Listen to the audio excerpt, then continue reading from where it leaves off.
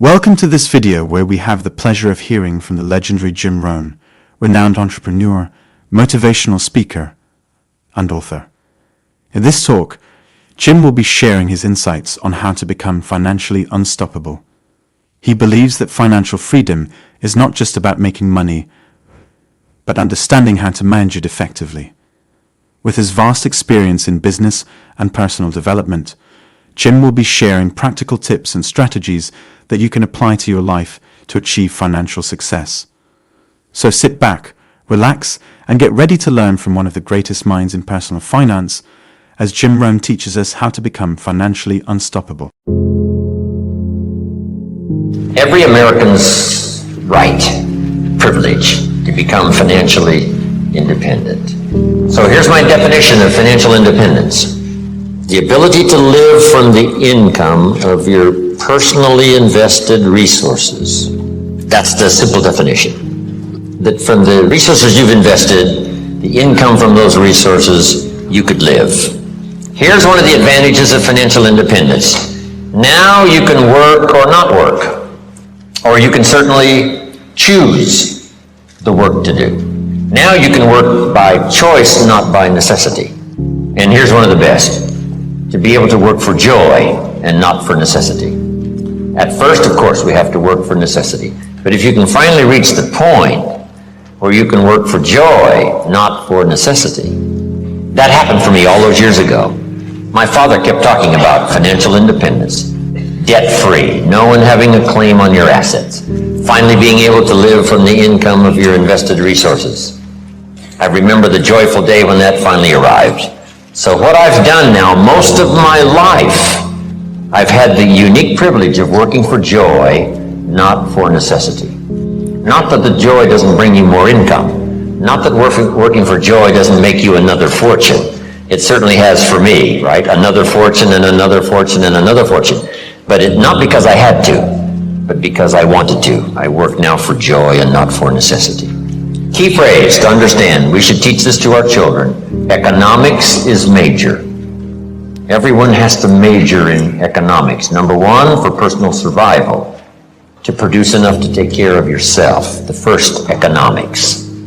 The next good phrase on economics, it's not what you earn, it's what you do with what you earn that makes the great difference in your financial future. All of this is determined by your own philosophy. It's important early. And kids have to have a personal philosophy working even when they go to school. Here's a good definition of your personal philosophy. A guidance system. And it does simply two things. Helps you to see the opportunities, take advantage of those. Helps you to see the dangers, minimize those.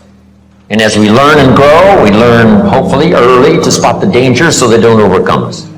Hopefully we learn early to see the opportunities and take advantage of those. Maximize them if we can. That guidance system is like a sail on a sailboat. The winds are always blowing, favorable winds, unfavorable winds, stormy winds, economic winds, political winds. The wind is always blowing. But to arrive at a predetermined destination, it is not just the blowing of the wind that we have to deal with. Here's the major part, the set of the sail. The set of the sail is what you learn. Talking to each other, gathering more information, filling up one journal, then another one. Information. Guidance on how to trim the sail, set the sail. The Sunday morning sermon, the lyrics of a song, the dialogue of the movie. Words put into good structure so that they deliver enlightenment, information, knowledge. And we use that to set sail. And it isn't that you set sail once and then that's it and it's over. It is a continual setting of sail every day, every month, every year. Setting sail economically, trimming the sail. For your good health, you just have to set sail toward the destination you wish to reach, having good health. Then it's easy to neglect. Then it's easy to slide. Here's one of the better phrases. Everything by longevity tends to get off course.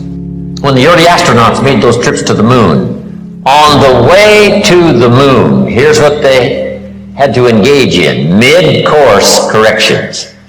They look at all the gauges and some solar winds that they didn't expect, has pushed them off course as they look at the gauges.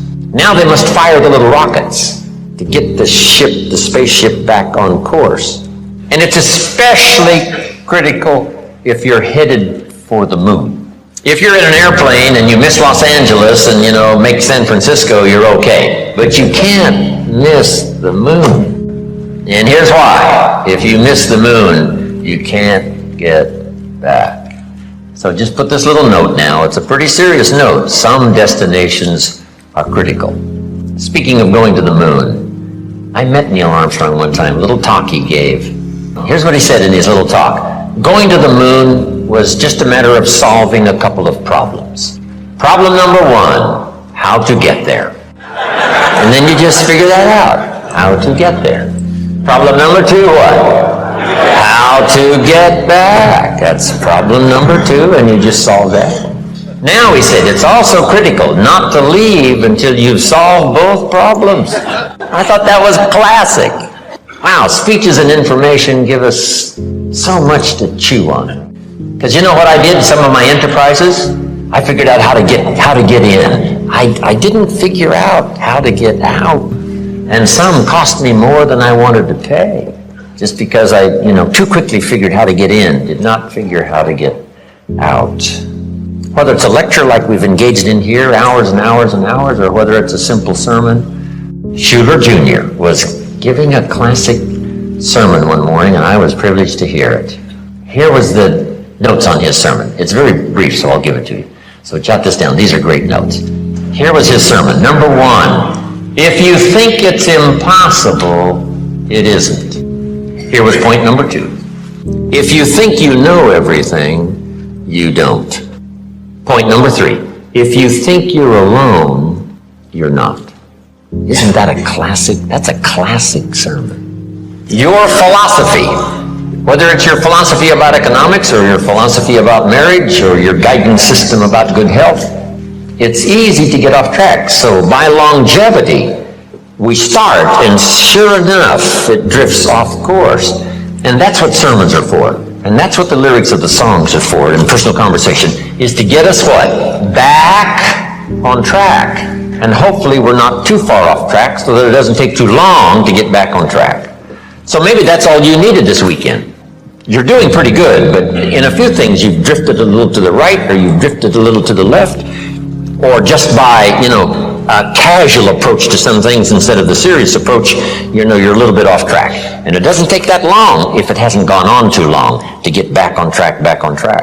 But even if it's been a long time, you could start the process overnight. You can start the process. Decision-making this weekend could be some of the most important of your life and your future. Now, your philosophy about money.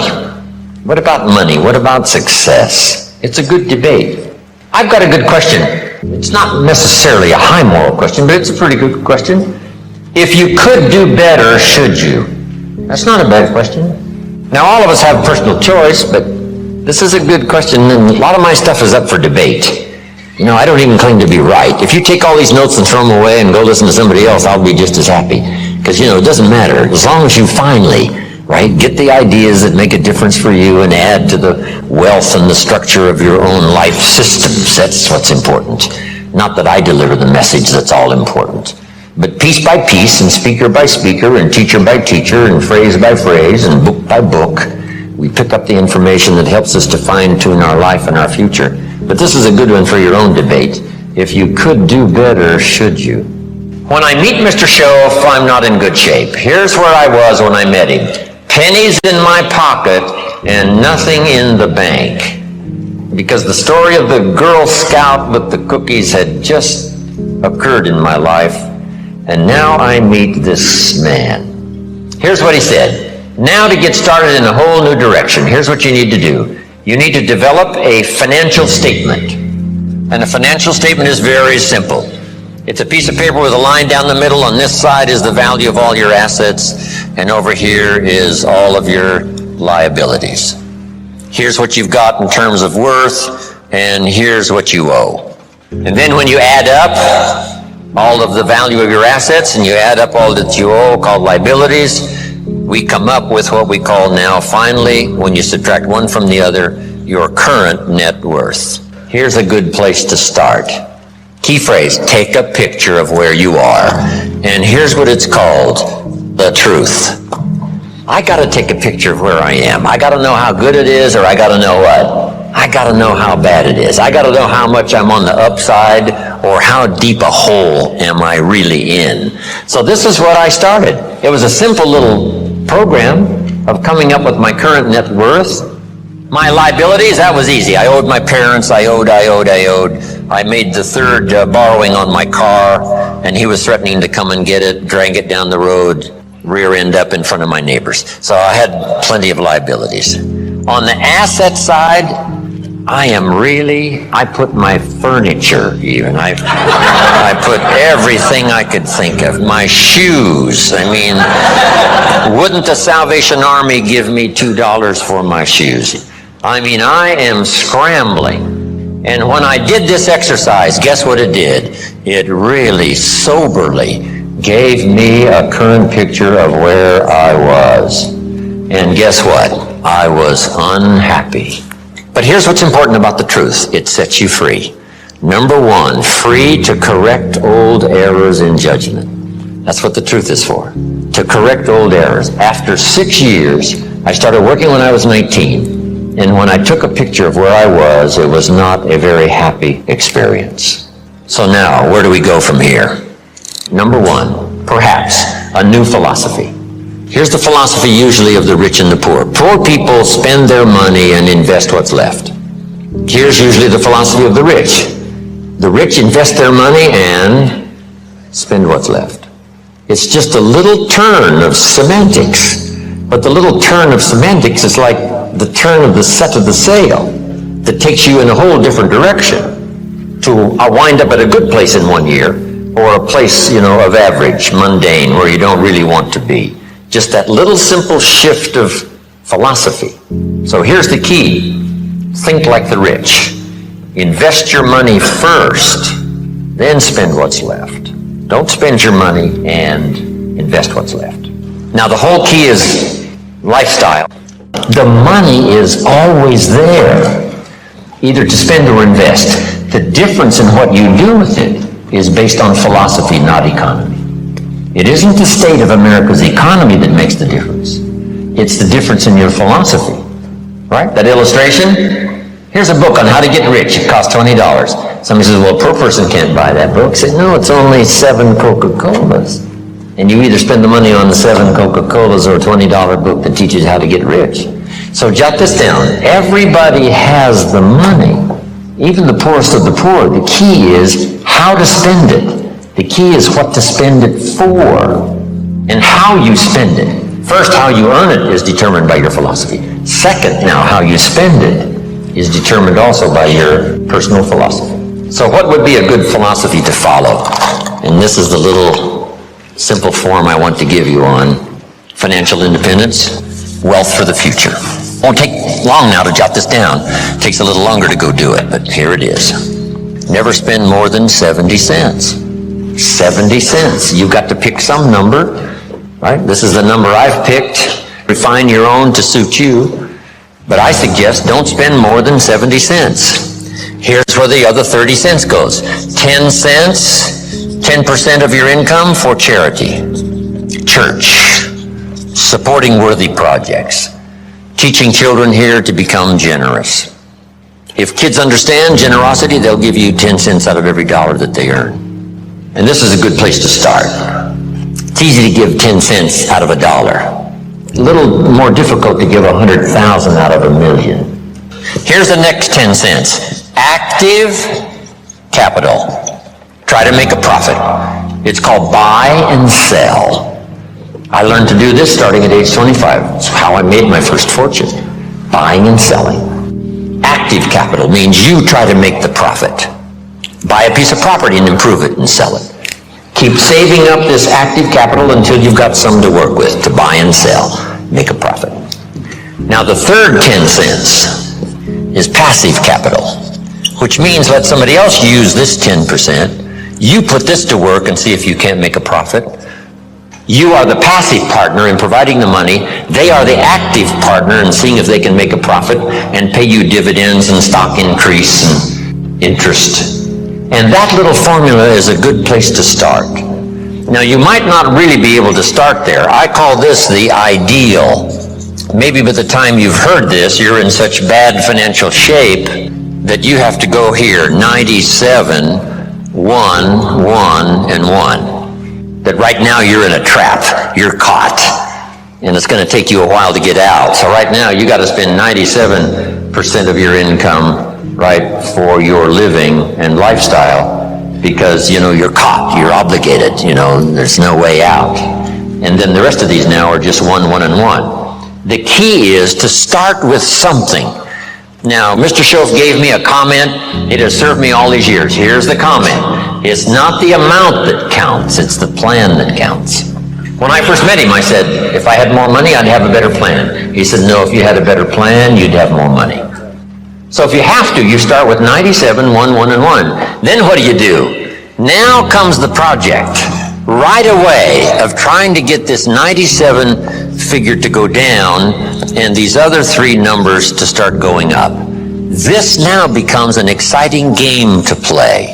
This is one of the great motivating factors in the world, is to start something and make progress. See, Jim Rohn told us the ideal was 70, 10, 10, and 10. But I can't start there. I've got to start with 97, 1, 1, and 1. And here's what you've got to understand. This is okay. I mean, if this is where you have to start, that's where you have to start. Then you start driving this number down and start driving these numbers up. And it's a whole game to play till finally you can arrive at this pretty good, ideal way what to do with the money you earn from a paycheck. Now, when you start getting into the big money, these numbers have to change again. So if you have to, you start here, get to the ideal, and then when it really starts to flow in your favor, you rearrange this program again 10%. Because if you're doing big time, you know, you couldn't spend 70% of your income. It would be obscene. So just a little formula to follow. Here's the next one now. This is only a suggested plan. You know, this is not written in any law. You know, most advantages and benefits for the future are not written in law. There's no law that says you must not have a heart attack. Where is it written? There is no law. That you must demand of yourself. There is no demand that you have a good financial plan that'll safely take care of your family for the future. There is no law. You could be careless and lose it all and finally have to be supported by the state. So there is no law that you must be responsible and have a good financial plan. You must demand it of yourself. So I'm asking you to make that note. It's what we demand of ourselves that counts. There's no law that says you must have a health plan that's going to make you extremely healthy for the next 10 years. There is no law. That you must demand of yourself. And those are the disciplines now that really start to count, the ones you demand of yourself.